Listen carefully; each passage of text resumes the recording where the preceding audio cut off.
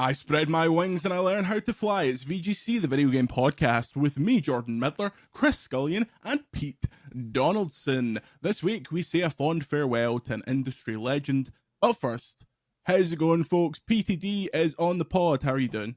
I'm good.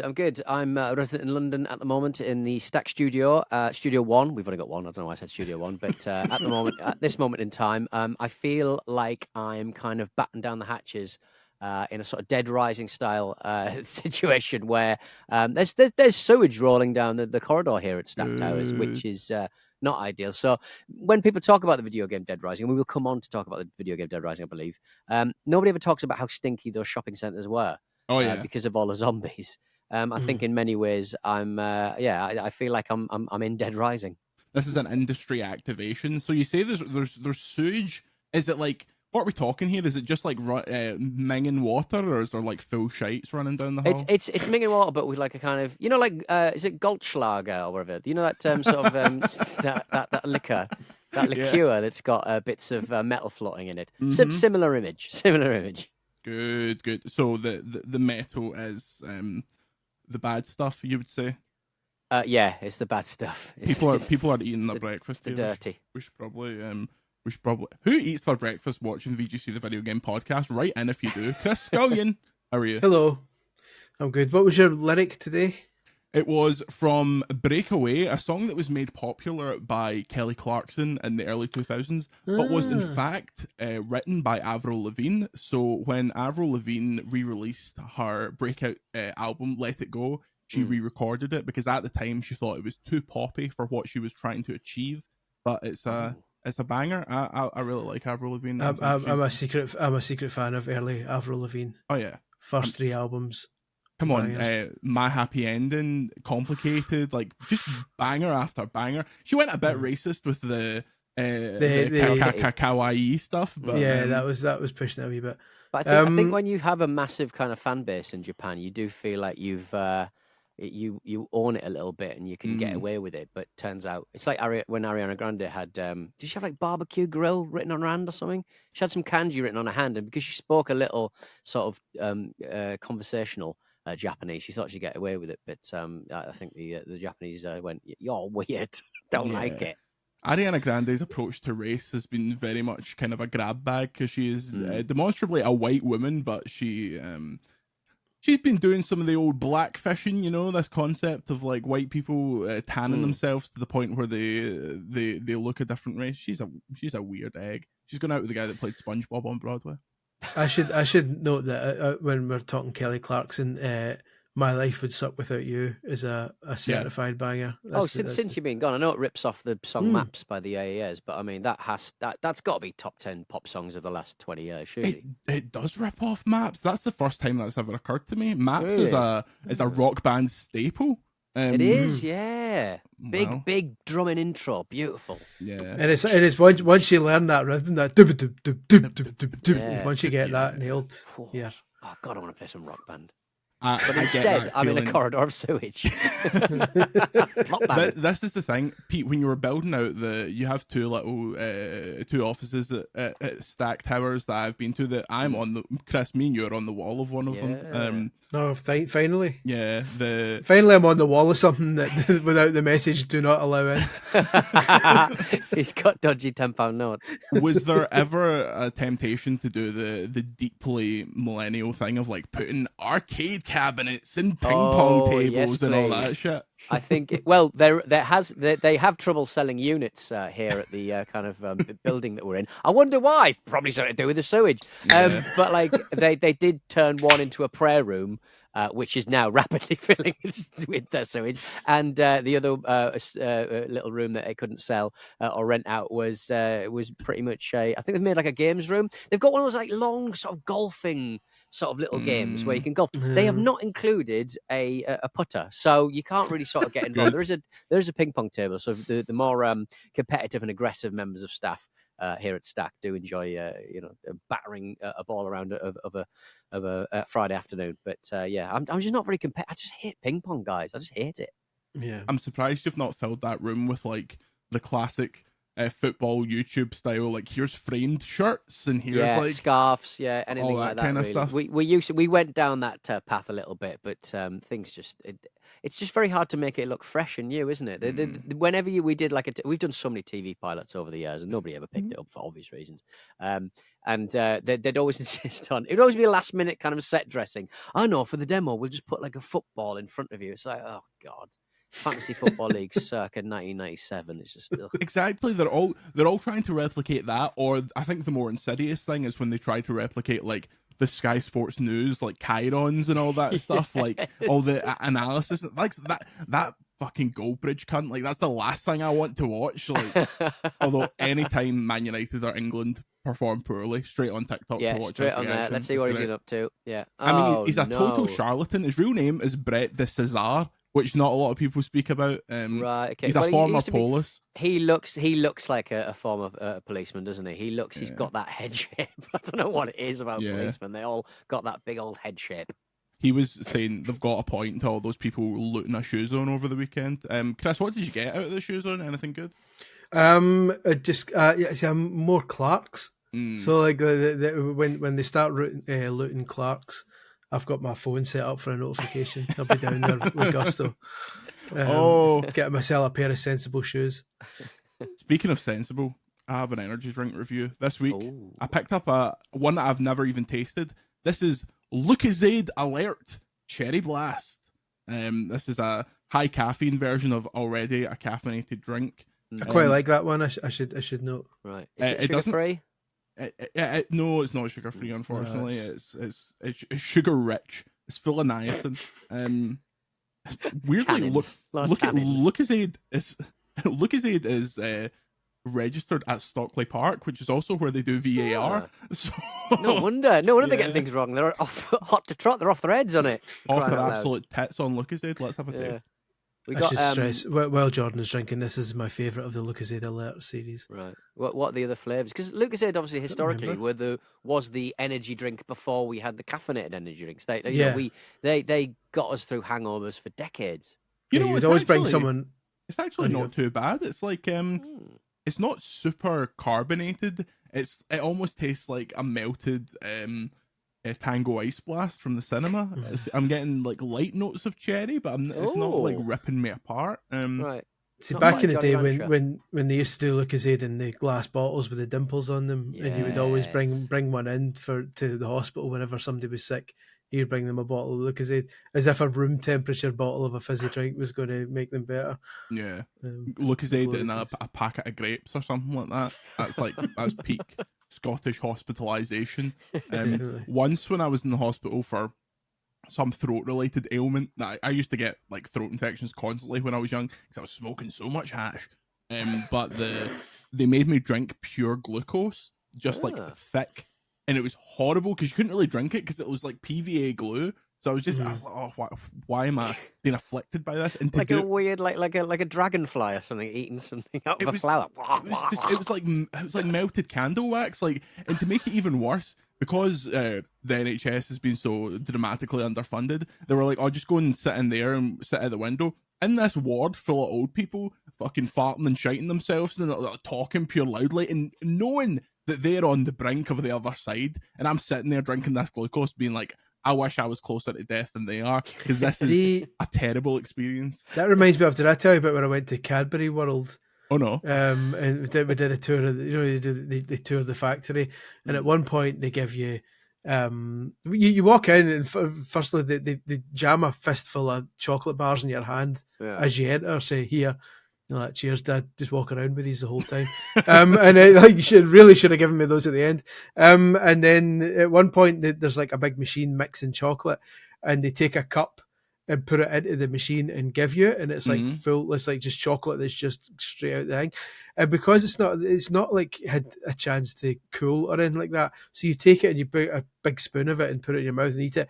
And it coated the inside of my mouth immediately, and I was like, I couldn't breathe because it was like this chocolate just suddenly covered, like was like making a mold of the inside of my mouth. It's absolutely terrifying. Horrible chocolate sex toy based around Chris Scully. Exactly. Yeah, recommended. Yeah. We stayed in a nearby hotel which wasn't affiliated with Cadbury's, but they played along and put a chomp on our pillow. Oh, Oh, nice. lovely. Like a Nice and hotel. melted. Which was nice, yeah. Cadbury But, World is such a kind of Britishism. It's really, really taken a turn. Pete, you mentioned when you text me that you'd been imbibing an energy drink that I have yet to taste, an Aldi Dark Thunder. Tell me about it. Well, I've recently sort of taken up the whole Jordan Middler Criscullion energy drinks, and I won't say it's made me a better man. certainly made me. It gifts me troughs right throughout the day. So in many ways, it is 24-hour troughs. But yeah, I think Aldi Dark Thunder, 6 cans of it over 3 days, may have. Got me off the muck, got me off this muck, because I think it's not good.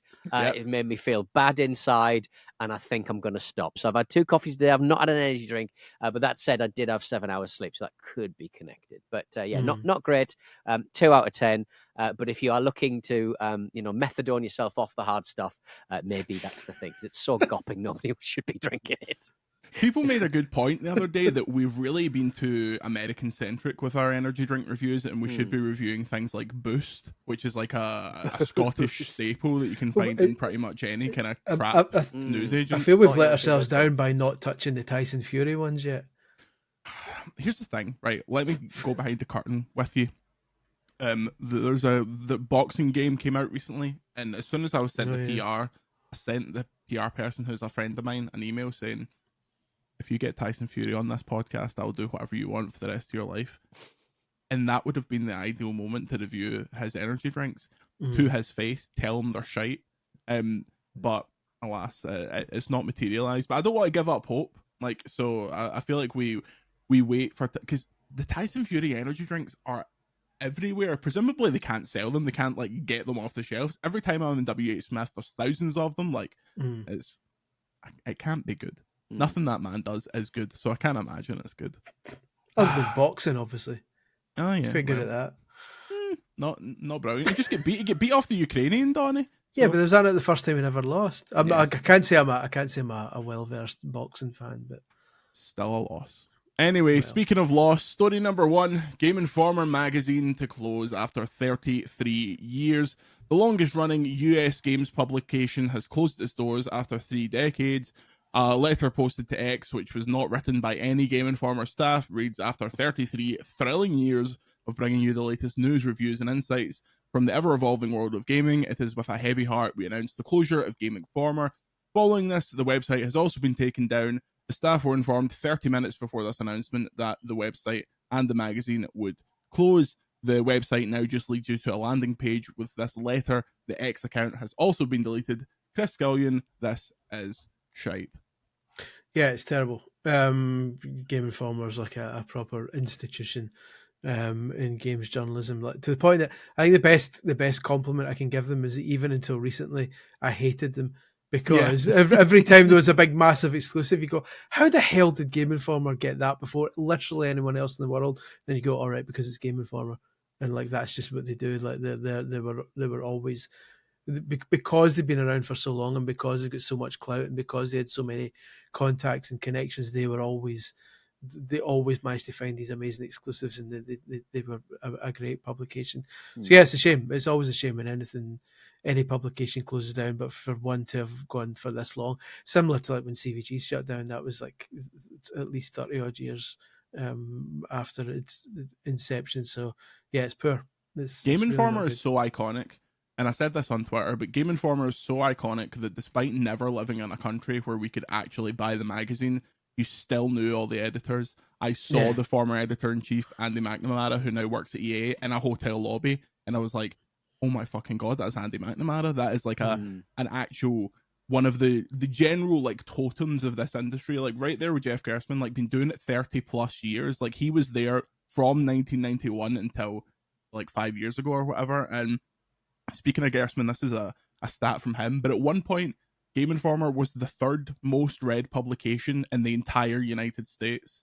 That's how big Game Informer was. It was an absolute monolith, and obviously times have changed. Print is a different beast, but their web output was really good. They had like a great team of editors, a lot of really like solid veterans, and I just think it's such a shame the way it went down. Which I think 1 and 2 were.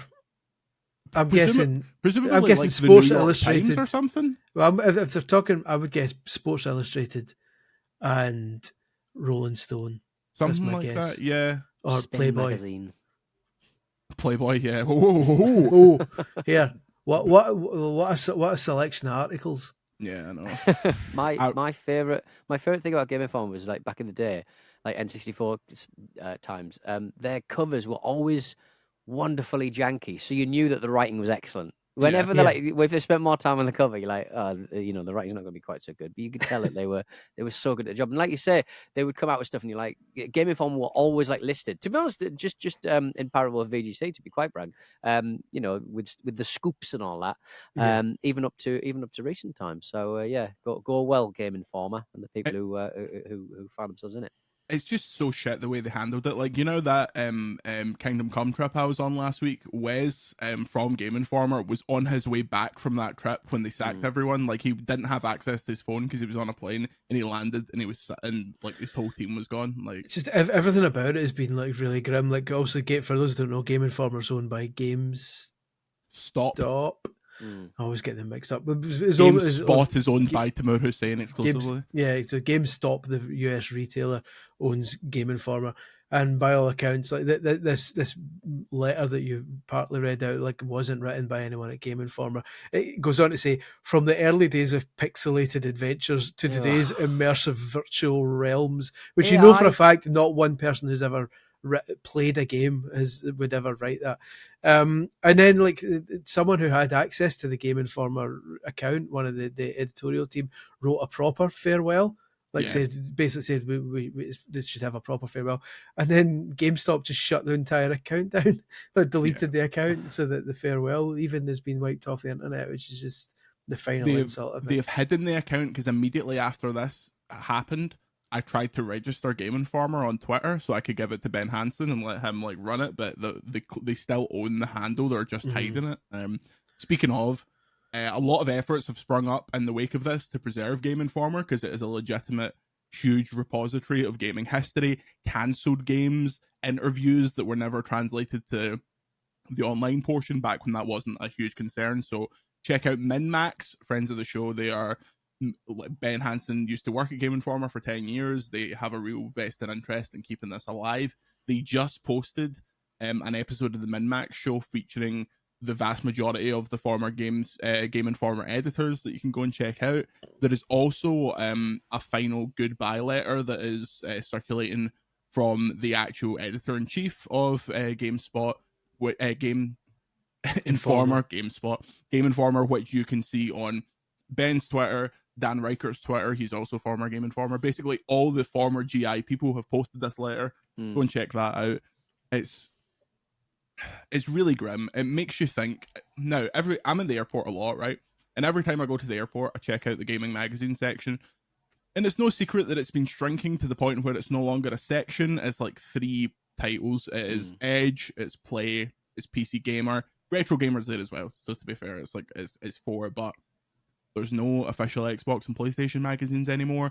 Back in the day, we used to have a market that could support 2 unofficial PlayStation and Xbox magazines alongside the official ones. And that's not even to speak about, like, the biggest platform in the world, Nintendo, doesn't have a magazine. I mean, Chris, you can speak to that. Like, the way things have changed. Like, Chris, speak to how things were when you used to walk into a supermarket and there were 10 gaming magazines to pick from, when now there's barely one. It was amazing, and then obviously I was part of that. I was part of the kind of the start of the decline, because I was, by the time I joined Official Nintendo magazine in 2006, our circulation was at the time it was about 50,000 when I joined, like 6 to 9 months before the Wii came out. When the Wii came out, we rocketed up past 100,000 again, just because the Wii was everything. But by the time the Wii U came out, it must have dropped down to about 20, even less than that. But I was getting stories about how the first issue of PSW, I believe it was PSW or PSM, one of the two. The first issue came with a memory card, a PlayStation 1 memory card, and that sold something like 450,000 copies. Yeah, I bet. And like the official PlayStation magazine easily hit multiples of six figures in the UK on a monthly basis. I think it's March 1997. I tweeted it the other day. The cover that had Metal Gear Solid on it and came MGS2 and came with it's Metal Gear Solid and it has the biggest playable demo yet. That shifted 500,000 copies in the UK alone. Like it was unbelievably big.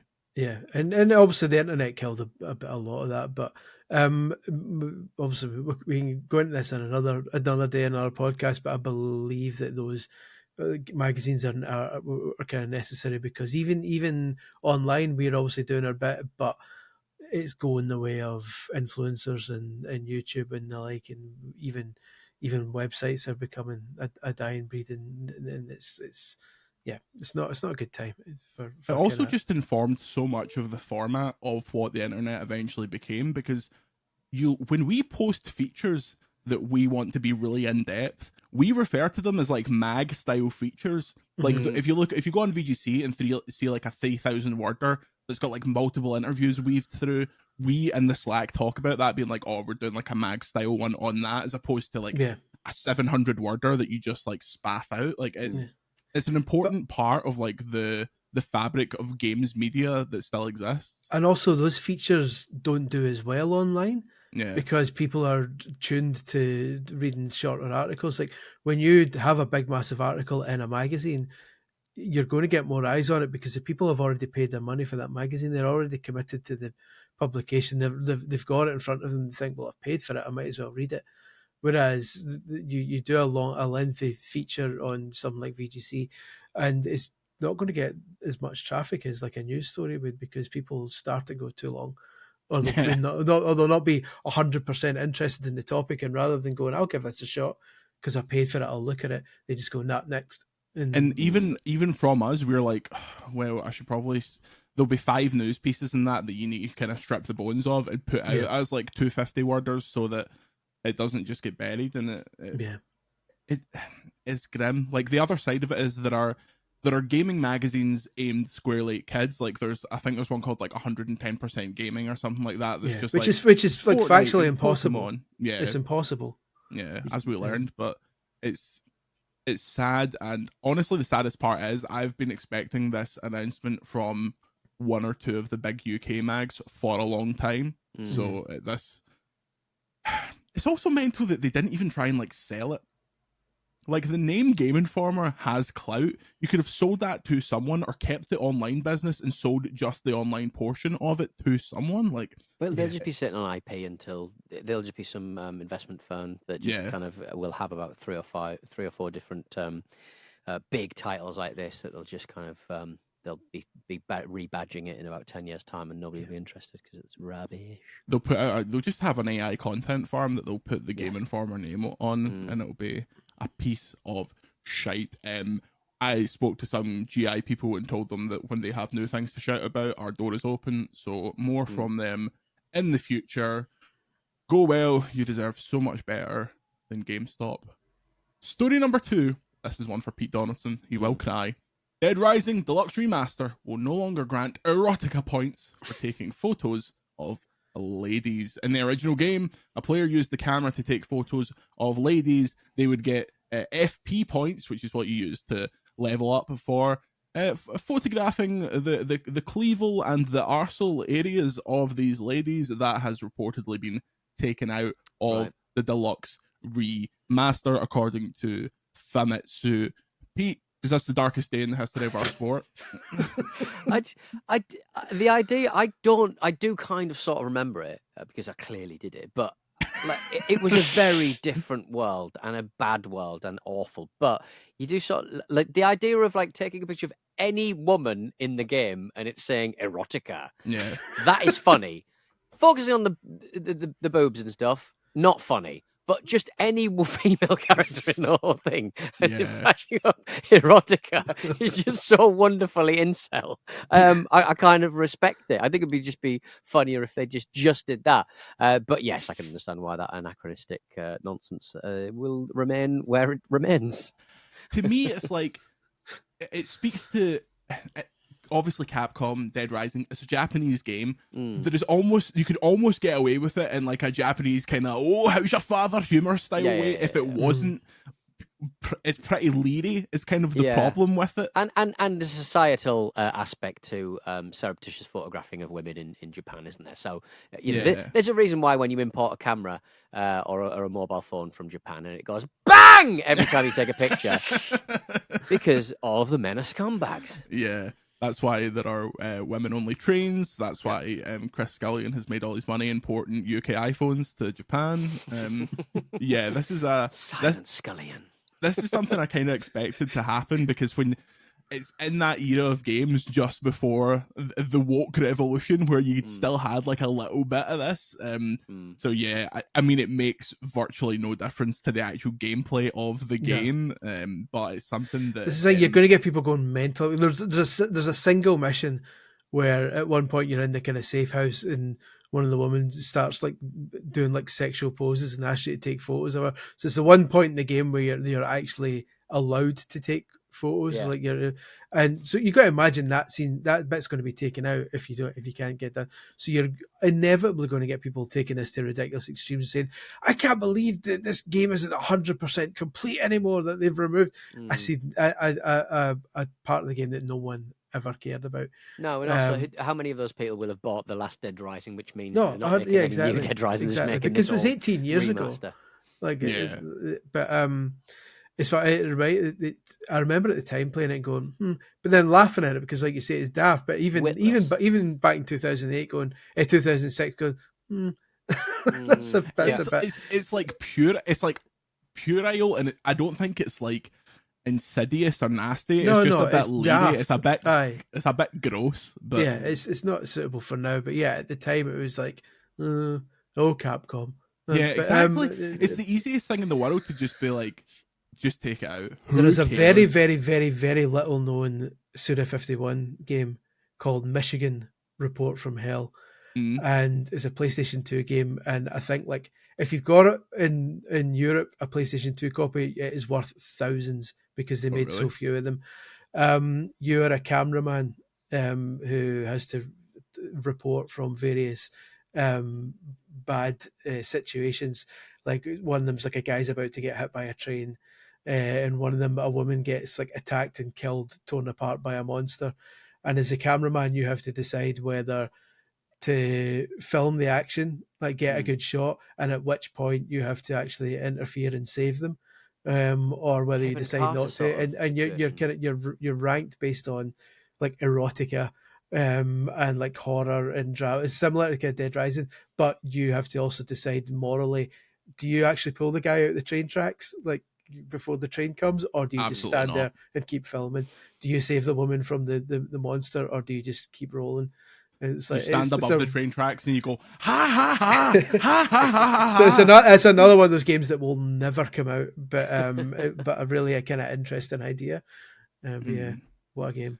Speaking of things that should have never come out, the Borderlands movie is now in cinemas, and it racks in with a 6% on Rotten Tomatoes, with virtually every review being negative, apart from one, which was posted by a known agitator. So let's say that's essentially a 0%.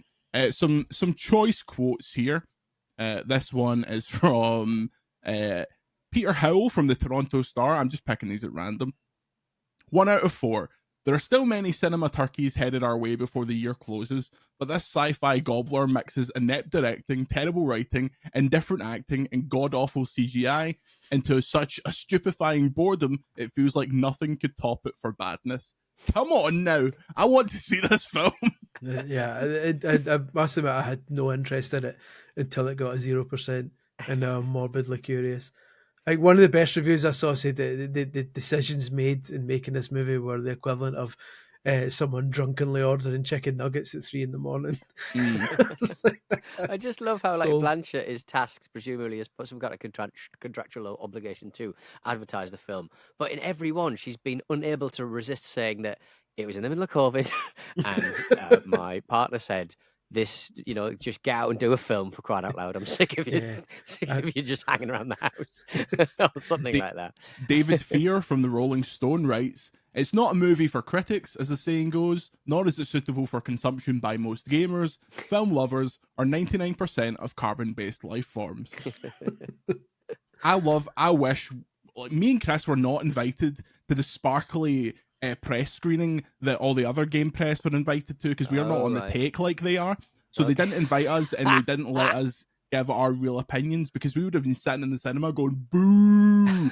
Has there been any non-dissenting voices in this sorry little affair among the games media industry? Even the people that are like posting pictures from like the splattered sign in the red carpet, being like, was invited to go and see Borderlands, it's pish. So I respect that, at least. That was when I knew it was good, because obviously these days with movies, they get the premiere and then there's a social media embargo, clearly designed to build hype, because as soon as you come out of a movie, generally that's when you've got your highest opinion of it. You come out and go, yeah, you're still on a high, and then so the embargo lifts like an hour or two later, and you go, I've just been to see it happened with the Mario movie. Everyone said it was the best film ever made. I really like it, but it's not. People were saying it with Deadpool and Wolverine. They're saying, this is Marvel's nailed it. This is the greatest MCU movie of all time. And then the review embargo is like the following day, and by that point they've calmed down a bit and went, actually, this bit didn't work in that bit. Yeah. The social media lifted for Borderlands. Everyone's like, this is awful. It's like, oh, that's the best. Like that's them coming out of it on a high. They're just going to get even lower on it as time passes. But yeah, Pete, you must have done junkets for some absolute stinkers. Yeah, I did a couple for IGN, I think. It was the Harry Potter one that I remember filming an intro for about 50 million times because I'm bad at it. But I've done I've done a lot of like biscuit eating in the Soho hotels, up and down, just doing stuff like that. I didn't mind them, but it was just a way of getting free SD cards, because they did used to, when you see someone doing a film junket and you've got the film talent or a director or something, and you're interviewing them, and you get 2 camera shots, and you're behind the logo usually, or in front of the logo rather. You do get 2 free SD cards to take with you. I mean, they're not even SD cards. I think they're MMCs. You know, those big ones that usually find their way into iPods and stuff. They give you 2 free ones of those. So I've just got stacks and stacks of Pete Donaldson, Keanu Reeves kind of like list, like stickers on the side and stuff, and I've wiped them. That's why I go to game capture events, because they give you nice hard drives. Like I recently got a 2 terabyte SSD just handed to me. I was like, this is the stuff. That's just good. Great. That's good. Although it's got a very, very, very loose like proprietary connection here. Like it should be housed in something, but it's just not. Anyway, hard drive. In my 9 years working in London for Future Publishing, I attended 3 movie premieres, very wildly different. I attended Monster House, the animated movie, which was very good. The Blind Side, was it called? The Sandra Bullock American football movie. Yeah, The Blind Side. Yeah, which was. She was meant to write about that in Official Nintendo magazine. Yeah. No, that was just like offered just for the sake of it. She was meant to attend the premiere, but I think that was like 2 days before her man was nicking about or something like that. So she ended up not attending. And then Need for Speed, which actually made sense. Oh yeah, and I was junket for that one. I was affected by the hype on that one. I came out going, that was quite good. I stand by. I think it's a solid 3 out of 5 movie. It was the boy from the History Boys and the bloke from Breaking Bad, wasn't it? Aaron Paul. Yeah, it was fine. But yeah, that was my thing. I've went to the premiere of the Pokemon Horizons anime, but apart from that, I've been invited to like since there's been the deluge of game movies, I get invites to a lot of them, but I'm not going down to London to watch the fucking Gran Turismo movie. I won't even watch it. I will not even watch it over someone else's shoulder on a plane. So I'm not interested. Thank you very much. I do want to see this, but my partner told me she simply wouldn't go, and that's kind of it. Plus, by the time I see it, the meme feels like it's already on life support. That's the thing. So, We've missed it. We've missed the boat. Yeah. We can't review it now because it seems like we're just jumping on the bandwagon, saying, "Oh, let's do a bad review." Yeah. What a shame. Very briefly before the break, Avowed has officially been delayed till early 2025. It will now be released on February 18th. That means this year Xbox has Age of Mythology Retold out in September, Flight Sim out in November, Towerbone, TBC, and Indiana Jones, which we're expecting November, December time. Chris, correct move? I mean, if it's not ready, then yeah. Like Microsoft at this point can't afford to release another 6, 7 out of 10 game. Everyone's watching them now for them to deliver the bangers. We can't have another disaster launch, so they have to be 100% sure that everything they bring out now is good. Hopefully Indy will get the job done. That'll be their big game this year. Flight Sim I'm very excited about just because I'm a nerd. So yeah, it's fine. It's the right move, even though it's frustrating. I agree. I really want this to be great because I think Obsidian is. I love Obsidian. They're an iconic developer. I thought their Outer Worlds was really solid. And I want this to be their Skyrim, kind of their take on that side of. Yeah. I mean, like Oblivion, I remember was just a lot leafier than Skyrim, and I do appreciate this looking a bit more verdant than most kind of fantasy ROMs. Less dirty, color, less grubby. Yeah, a bit of color to it. Nice. Unbelievable. Okay, let's take a break. After the break, we've got competition and we've got your correspondence. See you in a minute. And we are back. The UK's #1 gaming podcast returns with a contest. Chris, tell us all about it. Yes, recently I reviewed Signy, All Guns Blazing, which was released on PlayStation 5 and Steam and I believe Epic Games Store. Maybe Xbox, but I'm not entirely sure.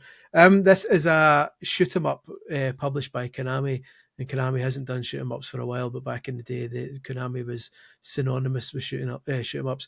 Call the genre what is really called a shmup. I refuse to say shmup. I put it once in the review. Just to change, just for a change, so I wasn't repeating myself, and I hated myself for writing it. I hate the term shmup. Do you remember the shoot 'em up construction kit, Chris? Oh, now you're talking. On the Amiga. Yeah, Siuk. But yeah, I made a game in shoot 'em up construction kit once where it was you were a Celtic player, like firing footballs at Rangers players. It was brilliant. Me too, but with willies. Well, I mean that makes sense. But yeah, so Signy is developed in Scotland by Keelworks, an Edinburgh-based studio. One of the kind of the CEOs actually, I met him at a kind of games convention type thing in Scotland right before lockdown, and I was doing a talk about how developers can get their games noticed, and I said, look, just approach us with your stuff, and you never know. And he came up to me after the talk and says, I've got an indie game, would you like that we're working on, would you like to see it? I was like, yeah, okay, because you see quite a lot of these, and they're usually quite, you can tell it's like their first game, and it looks pretty bare bones. And he showed me like an early trailer for that, and I was like, are you sure you did this? Like, this looks astonishingly good. He's like, yeah. So like fast forward 4 years later, and it's finally come out.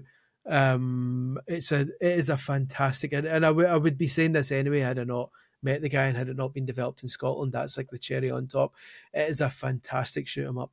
It's been getting mixed reviews. Again? It's called Signy. It's on PS5. It's been getting mixed reviews because one of the problems I had with it is it doesn't force a tutorial on the player at the start, and it's a game that really needs a tutorial because it's not a straightforward shoot 'em up. There's a lot of extra kind of wee bells and wee kind of gimmicks where like you got to switch between home and missiles. You can switch your energy between your weapon power and your shield. So when you're starting to die, you can take the power out of your guns to give yourself more protection. Or if you fancy yourself as a kind of a good player, you can lower your shields and increase your firepower to kind of kill the bosses quicker and stuff like that. It's fantastic. But we have now been given 10 PlayStation 5 copies to give away to the lovely VGC podcast listeners. So, to win a copy of Signy All Guns Blazing on PS5, EU code, I should stress. I'm sure if you're based in the US or elsewhere, there are ways to redeem this, but ideally, if you live in the UK or Europe, it's going to be easier for you to redeem. You have to answer this simple question because the game is based in Scotland. Mm-hmm. And because a lot of video games are kind of made in Dundee kind of teaches as a great video games course. This is going to be a question about Dundee United. No, certainly not. The question is, popular Dundee-based comic character Ur Willie sits on something in most of the comic strips. What does Ur Willie sit on when he's relaxing? Send your answer to podcast@videogameschronicle.com with the subject line Scotland. Okay, repeat the question one more time, Chris Scullion. The question is, popular Dundee-based comic character Ur Willie sits on something to chill out after a busy day bothering PC Murdoch. What does Ur Willie sit on? Send that to podcast@videogameschronicle.com with the subject line Scotland. First come, first served. Okay, we've got a lot of listener correspondence. This correspondence comes from our Discord, which you can get access to at patreon.com/videogameschronicle, where you can also get behind the scenes videos, extra podcasts, and all that jazz. First question comes in from Silov Landboy, CLVLANDBOY. Do you guys actually finish the majority of the games you play? I play more than the average person, and I don't know how you guys manage to keep up with new releases if your goal is to complete them. How much of a game do you feel you need to play to actually review it? Chris Scullion. Well, obviously the aim is to complete it. Like that's because Sod's Law is that if you play 90% of a game and say that's enough and write the review, the final boss is going to be an absolute bastard that totally ruins the game and that you look like an idiot for not calling it out. There are very rare occasions where that can't be done, just for time reasons, and then at that point you make a judgment call. But by and large, the aim is always to try and complete the game, because that's the full experience. If you're reviewing a movie, you don't walk out 20 minutes before the end and say that's enough. Unless it's Borderlands. Unless it's Borderlands. Exactly. But yeah, that's Borderlands. Borderlands. Someone's second name. Borderlands. My name's Jim Borderlands. Borderlands. Yeah. Well, it's well known that my favorite superhero is Superman. Yeah. Do you guys get like kind of codes to get to different levels and stuff and save games? So you used to be able to do that. Very occasionally. It's largely to do with if the developer knows the game's like coming in hot. So there was a big release last year that I won't say because it's unfair on them, but they knew there were some issues that were already fixed in the final version, but we weren't playing it. So they basically gave us it was a PC version with like a list of saves, and that got us to each level, so you could basically see what you needed to see. But yeah, it is the gold standard is complete the game. That's what I always do for reviews, unless if it's like an MMO or some kind of live service thing, like there is or a sports game genres. I've accidentally become a professional gamer. Yeah, I've actually been signed up to a Korean esport. And the way we do it, it's a combination of a few things. Obviously, we get these games early. Secondly, we have time in our day to do it. Like if someone's on a review, the other person will do more kind of newsy stuff. We flip flop with that, and it's what I'd be doing in my off time anyway. So I often have the time. My partner is also a gamer and likes like watching stuff, so it's not really an issue. Sometimes it comes down to the wire when you get like a weekend to play like a 30-hour game, and then it goes into pure goblin mode. But think about this yourself.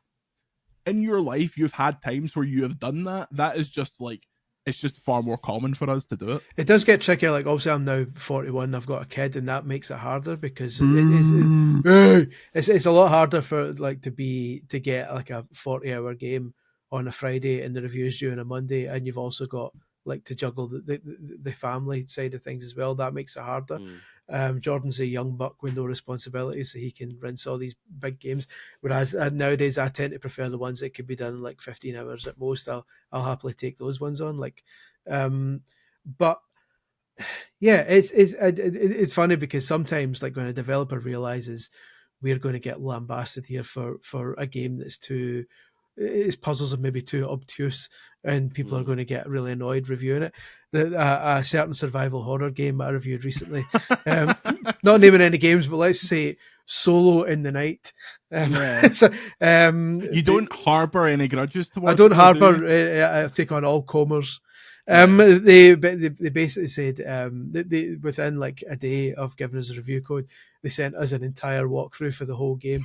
I'm just like, all right, okay, I get it. So like that's never a good sign when you're basically being guided through the entire game to make sure you beat it in time. But yeah, it's usually the 9 times out of 10, 99 times out of 100, even you're given the game and just told to get on with it, and invariably you do manage to. A game that I'll be reviewing in a couple of weeks, I've already beaten 2 times, so shove that up your jacksie. Pete Donaldson, can Pete install a game on his Toyota Century? This is from Dave. Oh, I think I heard it already has a TV. Pete Donaldson. It has 2 TVs because I had the because for whatever bloody reason, 25 years ago, somebody decided to order the dual EMV setup in the old Century. Yeah, I mean, the problem with interfacing anything with that goddamn land yacht is that it's all very much based on the whims of the Japanese broadcast system. I've not had the time.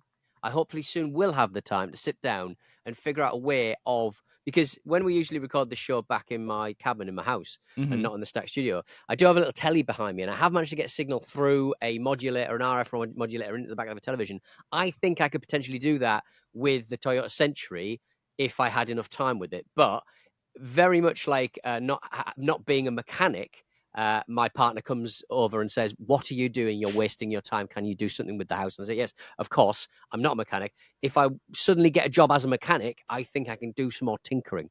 But it is very much like knowing that it's part of your job. So Chris and John, very much they can play video games until the cows come home, because that's literally what they do for work. I don't fix cars for a living, so my tinkering is limited, unfortunately. Surely you get a lot of like old boys seeing that car and going, "Oh, come on now, that's a bit of stuff." There's Sarah a few points did say, "I hate the sort of man who stops you to talk about your car." And it's very Top Geary people who'll stop and sort of go, "Sorry, what is that?" And then they'll talk about Toyotas for ages and stuff. It's I've immersed myself in a world that I am ill-equipped to. It's usually men who'll come over, old boys will come over and go, "Ooh, how many litres have you got in there?" I was like, "I don't fucking know." It's a V12, probably loads. I don't know. It's expensive and all that. There's a feature on how many Famicom games we can complete driving in the back of Pete's car from John O'Groats to Land's End. Film the whole thing, put it out as a big documentary. Yeah, anything you can get through an RF should be able to work. So anything up to the HDMI revolution, I would say. Pretty good. Ryan Cobain, how do you lads divide up reviews, previews? Now, actually, I don't know how this works in most instances, but because me and Chris is how it works is I look at the calendar and realise Jordan's fucking on a plane to play a game I didn't even know was on offer. That's how it works.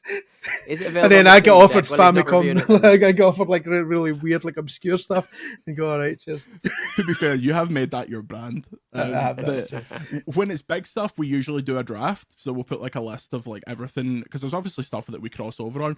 This has become less of an issue because it's increasingly easy, especially with this being part of our remit now, for us to both get codes for it. So it can it's ultimately who's going to do the fucking grunt work of writing it. And it's like I already said before as well, invariably, if it's a big game, if it's a big open world 40-50 hour game, I can't do it. I don't have the time for it. So Jordan generally takes us by default. If it's a shorter game that's not like a AAA, then I'll kind of happily take those ones on. There'll be exceptions, or there'll be stuff that I say I've got my eye on that. But for the most part, we don't really kind of cross over. We don't step on each other's toes that much. It works out quite well. Yeah. And if it's a Nintendo game, Andy takes it and we don't even get a look in. So that's the way it goes. Wrestling question. Pete, who has the best entrance theme? I'm going to restrict you to modern era because I think it's more difficult modern era because a lot of them are piss. Oh, let's have a look. The modern era kind of... I mean, of the main kind of, I mean, WWE is probably because there's too much licensed music in AEW. So I mean, you Yeah. kind of have to go with what we've got over in WWE. I mean, This is why I'm not going to go for Cult of Personality as an iconic song, and I think it's a brilliant entrance theme, but it was already a great song before Punk used it. Pure entrance themes, I think Rhea's is really good. This is my brutality. Like that entrance is very good. But yeah. Gunter. Gunter. Yeah. I'm a big fan. I'm a big fan of the song that the Wyatt Six now use, that Bray Wyatt used before he pegged it. That Shatter, is it called, or something like that? It sounds great in a Scottish accent. Shatter. But all-time favourite, and I regularly sing it in the house and annoy Louise, because she didn't watch wrestling ever, let alone this era. But I regularly walk around the house going, "If you ever take a trip down to Cobbs County, Georgia, you better read the sign, respect the law and order." And then have to give her a whole history lesson on who the big boss man was. God rest him. God rest him indeed. But what a song. The greatest theme tune ever made. Who's the fellow who never wrestles in Saudi? Or he used to not wrestle in Sami Saudi? Zayn. Sami Zayn. Yeah. Come on. That is a great one. First of all, ska, greatest genre of music of all time, but the Let's Go. I hate it. I've got to admit. I think I think Cody's song is very corny, but I think the Woe is like one of the best entrance moments currently going. Definitely. I don't like this re-evaluation of Randy Orton's theme because I have always thought that was terrible, and now people like sing it at events. France continuing to commit crimes against humanity started that trend. Nakamura? Yeah, I think Nakamura's is great, yeah. But I tell you, my all-time favourite is a legitimately good song. My favourite is Big Boss Man, just because it's pure cheese. As a legitimately good song, when Run DMX did the D-Generation X theme as part of a kind of rap album, and then that was their theme for a while. That's a genuinely good song. Triple H just had tons of good songs, obviously, all the Motorhead stuff. The fact that he's got two themes, he's got like his manager theme and his wrestler theme, like that's good stuff. Disturbed's version of Stone Cold. Oh, Disturbed's version of Stone Cold is very good. Although the problem with the modern era, and this is a long running joke, but the guys who make, I think they're called like Rebel something or other, the guys who make the current theme music in WWE are mince. Like no kind of mid-tier person has an iconic song. Like you have to be up at the high level, and then it has to become a meme for it to like see when you watch the Royal Rumble now and it's current guys, you're like, who is it again? And then you see their name come up, you're like, oh okay, it's them. Who was the last good one? Like Bobby Roode? Glorious was a great one. I think Seth's one is okay. I hate Seth Rollins, but I think his seems fine. It gives him a lot of time to do his stuff. Yeah, he's just Seth Rollins, man. He's the most annoying bastard in the world. He just watches the Joker once. He's like, exactly. The Joker now. I'm the Joker, baby.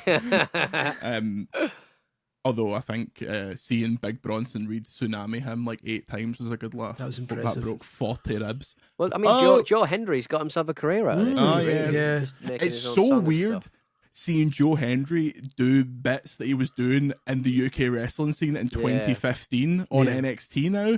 Like he was saying like, Joe Hendry makes things better, and it's like, I saw him do that in the fucking garage about a decade ago. I saw him. I met him outside a hotel in WrestleMania 2 years ago, and he refused to shake my hand because of COVID. Fuck you, Joe Hendry. Fuck you. I know someone who's pumped him. Next question. Hey. What can be done to improve what can be done to improve console UIs / console stores? That's from Run White Boy Run. Chris Gallion.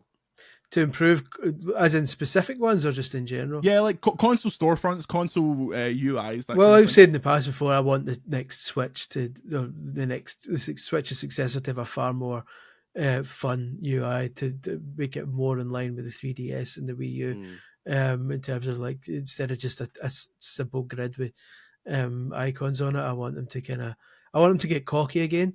It seemed like the Switch was like a return to basics and say, look, right, okay, we went too far with the Wii U, let's dial it back a bit. let's You want just them to focus come out on and the be games. like, we are Nintendo. Yeah, I Maybe want you them to fucking now. heard of I us. want them to now come out and say, okay, right, the Switch works. So here is now the Switch on steroids with like just colors, actual colors on the UI, and like really fun stuff. So that's my hope. Bring back Street Pass on the new Switch, stuff like that. Shout out Xeon. I don't like any of the stores. I No. think they all have their own kind of annoying quirks in various ways. Like the Nintendo eShop takes a long time to load. The The discoverability on PlayStation is so Is an pish, absolute but mess. I just use the website version because it's actually good. Yeah. like Well, you Same just way- click around faster, can't you? The Yeah. animations just slow everything down, and you just feel like you're not. I don't know. There's something about navigating menus without a mouse. It's just Xbox occasionally, every now and then, decides I'm going to load forever, and just I don't care what you think. bring back the blades. Yeah, bring back the blades. They keep occasionally putting on blade style themes, and it's always pish. It's always just like, mind when this was like functional. Yeah. Like it's poor. I think that the actual PlayStation game UI is fine. Like I think the scroll of games and then at the end is your library is like fairly simple. I think the store isn't great. The PlayStation one is always fast for me, which is always my complaint about Xbox, because the Xbox one has been so many revisions of it have been like painfully slow. But the main thing all of these consoles need to do, the second I take a screenshot or a video, it has to be on my phone immediately. Yeah. Like, don't make me do anything else. PlayStation does this now. It goes straight to the PlayStation app. But as Nintendo, you're like fucking scanning a QR code. Like, for a while, Xbox, it was like you had to upload it to a OneDrive. And I'm like, I'm not OneDrive. I don't work in finance. Like, why are you making me use the fucking OneDrive? OneDrive. Is there an amalgam of two different words that just brings your heart to just God? Whenever I see OneDrive, I'm like, no, stop it. Yeah. Or at least, or all of these consoles should let me assign a Google Drive where all of this shit goes to that I can just pick from. But I need things to come off the share like functionality of consoles. Which is I use that all the time. I think they're all pretty like solid. There are elements of the PlayStation UI that I still hate all these years later. The PS5 one specifically, because they're counterintuitive and it shouldn't be like that. When you should be able to turn off the console by holding down the PlayStation button. Like you hold down it, you can't. You've got to tap it and then go. That doesn't make sense for me. Just the general unwritten language of technology is that you hold the button down to turn something off. Turn it off. When you put a disc in the disc drive, you have to turn it with the data facing the outside of the console instead of inside it. I can't get used to that. I keep putting the disc in the wrong way around. Stuff like that, just I hate because it's like it just annoys me. It annoys me. I presume that's because when it's flat, the disc is like. I don't know actually, but it doesn't make sense because you imagine all the inner workings are in the meat of the console, and you're even putting though it's like it's just a tiny DVD drive. Yeah, now. Like, exactly. There's like no inner workings. Exactly. It's just in my head. It's like this isn't right. Yeah, because if the console's flat, why would you have the system work against gravity to read it? If you know what I mean? Like, yeah. Because it is going to. Why are you adding peril into this? Rip the side off of it and flip it upside down. There are like the PlayStation Party system is god awful. It's the worst it's ever been. They keep making it worse. I don't know how, but it was. See, when the PlayStation 5 launched, your options were like you go to your friends list and it says invite to party. That's it. Now it's like, would you like to start a group? Would you like to start a platonic polycule of all your closest gamer friends? And Don't if they're get not fancy. playing the same People games, planned terrorist atrocities with this bloody thing 10 years ago. Yeah. So I know. Sort it out. The one thing I hate most about Xbox is but generally my next gen of Xbox and PlayStation. I generally choose Xbox games because of my achievements. The one thing I hate most about the Xbox UI is every couple of years Microsoft will just go, we're going to totally change this without warning.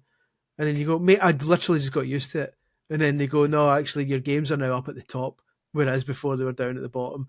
And remember your settings, now you have to like go in here to get it. And your queue is, your Game Pass is no longer an icon. It's now just a tab. And your rewards points now don't exist. They're in a wee compartment 4 clicks away. And it's like, mate. And then just as you get used to that, they go, actually, we fancy totally messing about with it again. And you're like, mate, try to keep up. So yeah, Bin them all. Remember when games were just discs that you could put in the console? remember and you just type work? in Yeah. quote load quote, and Do you then want- yeah. played the tape, and that was you. I despise all that patter. I really, really hate all that. Oh, back when games used to be pish, right? Mm, Games Don't used to be don't so don't pish. don't. Game if a game was broken, it was broken. Now things can be fixed and updated and made better. Gaming has never, ever been better, and that is a fact. No, I disagree with that I point. disagree with that wholeheartedly. Podcast at videogameschronicle.com for comments, questions, and concerns. If you want your listener questions read out on the show, consider joining us on Discord, patreon.com/videogameschronicle. On there, you can see extra podcasts, behind the scenes videos, Al, and you're supporting Chris Scullion's heroin addiction. Thank you for listening. Pete, what have you got on for the rest of the day apart from cleaning up shit? I'm just going to be there's a video game shop around the corner Ooh. from me, and I might pop in because they've always got stacks of like really old magazines. So in honor of Game Informer, I'll be leafing through a few of them, I reckon, and thinking maybe Game Informer could have survived if they'd put a floppy disk on the cover with some Doom wads on. Speaking of stacks of magazines, I've currently got I've got 5 of the Astrobot Edges on me, and I've got 2 on the way. So we're only missing. Single-handedly saving. I know, keeping the Future know. Publishing print afloat industry, on yeah. his own. I've only actually paid Future for 2 of those because the clowns decided that 4 of the magazines can only be bought outside of the UK. So Alex, who is a VGC listener, who is originally from Denmark and has family over there, has people going to Denmark fucking newsagents for me to try and find it. So I've located one of the international copies, but An abuse of power. yeah, pretty much. I'm sending them Pokemon cards. It's a Okay, right, yeah. symbiotic It's all illegal relationship. activity. Yeah. Wherever you go. So they did these Astrobot covers, and they're obviously homages to different studios.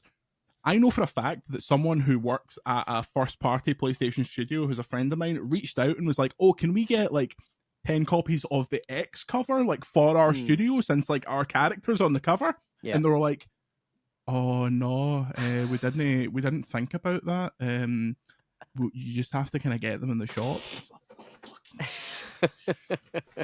Clowns. Chris Scullion's about to fall off This his is for the chair. He's bringing benefit. This something is for the into benefit shop. of the people in video. I've recently purchased.